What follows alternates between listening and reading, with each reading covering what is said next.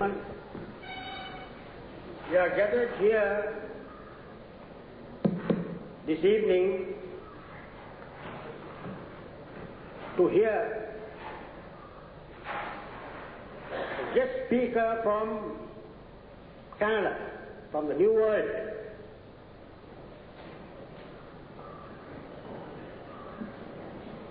He was one time Christian church worker.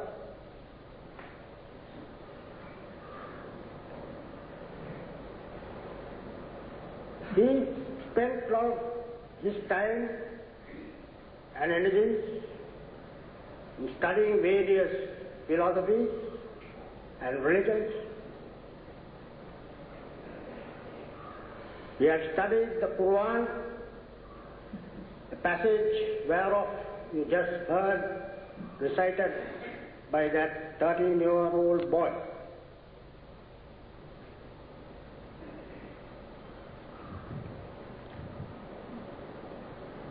He has been to several countries on lecture tours of this nature. This is not, I must emphasize, a propaganda meeting. It is not a meeting to spread any particular faith. In Islam, it is a cardinal principle which most people do not appreciate, that your faith, the faith of another is his, and the faith of a Muslim is his. The Qur'an specifically states, "Lakum deenukum waliyadeen," which means your faith is yours, mine is mine. There is no question of attempting to convert anybody. Today, Mr. Gary Miller, now Abdul Ahmad Omar, will speak to you on some aspects of this matter. Abdul Ahmad Omar.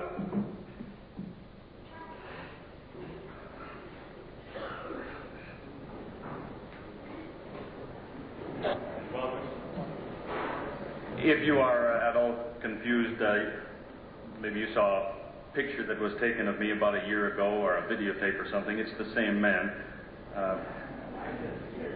He used to have a beard and he used to weigh about 40 pounds more, but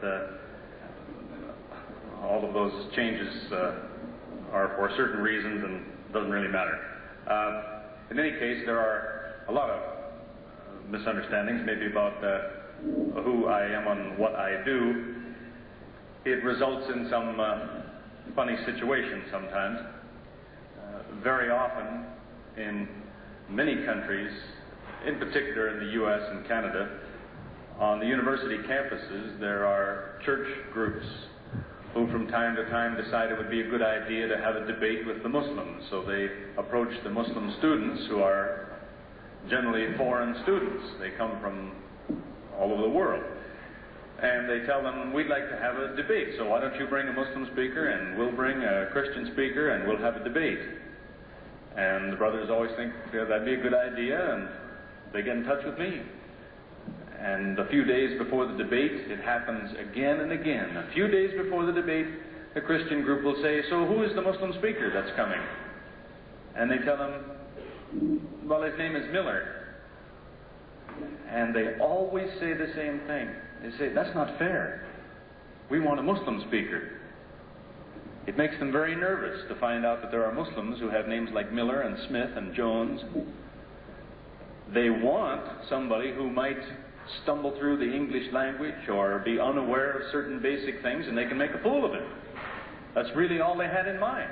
When they find out that, after all, the speaker comes from the same piece of territory that you do, it makes them a little worried.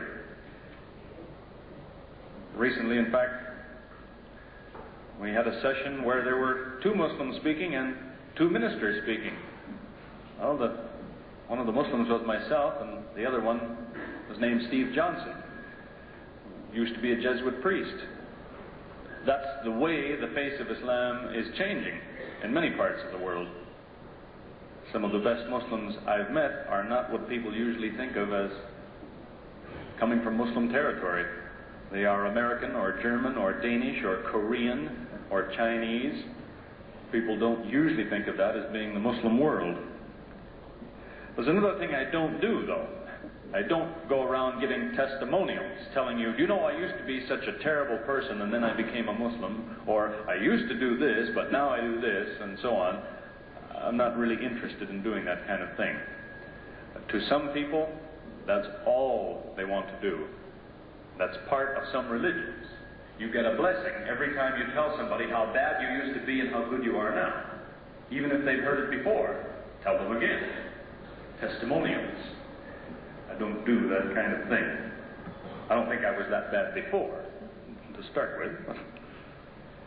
I'm also not a professional missionary. Nobody pays me to go from place to place and give speeches.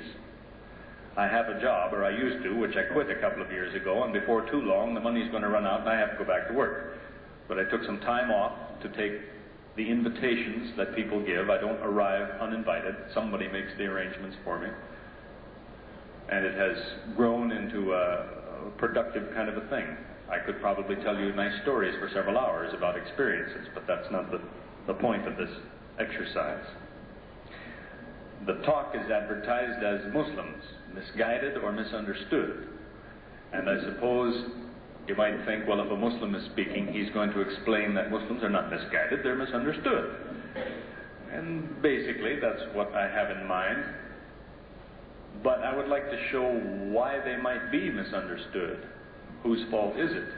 And is it a fair accusation to say that they are misguided, as some people say? Probably every one of you could tell us some funny story about how Muslims are misunderstood. Maybe I've got more stories than you just by being in more cities, but there's always somebody who has a very deep misunderstanding of Islam. I remember a few years ago working alongside a man. We used to talk a little bit now and then about religion, but one day he told me he didn't want to talk about it anymore. He said, look, you have your religion and I have mine. He said, Jesus died for my sins, Muhammad died for your sins, doesn't matter. Well, you see the beginning of the kind of misunderstandings that go on, the point I'm trying to make. He imagines that all religions work the same. And because in his religion, there's someone, they say, he died for my sins, well, then it must be in my religion, you've got someone who died for your sins. It just shows the depth of ignorance. I don't say that to be unkind. It just shows how deeply misunderstood Islam is. And every time you think you've met somebody who is the most ignorant person you've ever met, I promise you, you will meet another man more ignorant before too long. You cannot overestimate people's ignorance. There are misunderstandings that you can't imagine.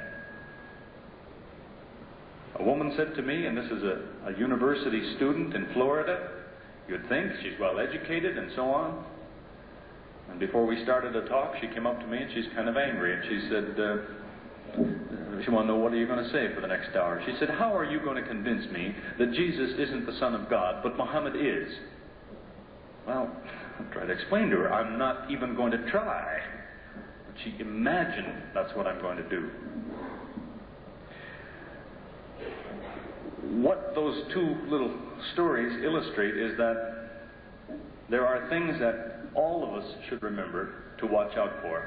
It's how we often misunderstand things. We tend to forget that our impression of something or our interpretation of what we see might not be the real thing. We might be getting an impression, but it's not the way things really are. And if we always think that, well, what seems to be the case is the case, we might be wrong. To give you an example,